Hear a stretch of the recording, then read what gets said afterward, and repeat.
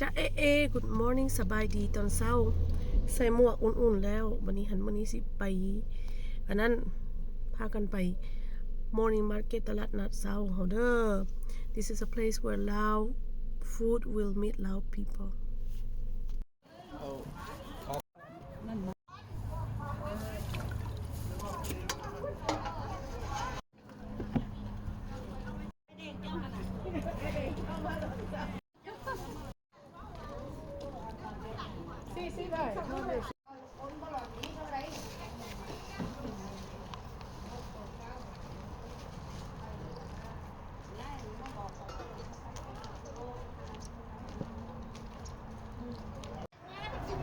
มื้อนี้แม่เขาหนาวเลยแล้วมาพิงแดดลิซ่าบ่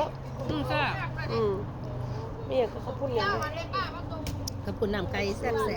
ตีนไก่เพิ่น ๆตีนไก่ ยูได้กินหยังว่าได้ยูอีดิง ทอดกล้วยน่ะ ทอดกล้วยแซ่บ Yeah today is cold guys แดดหาก็ออกเนาะพวกเจ้าสิเมื่อเลยแดดหาก็ออก ๆ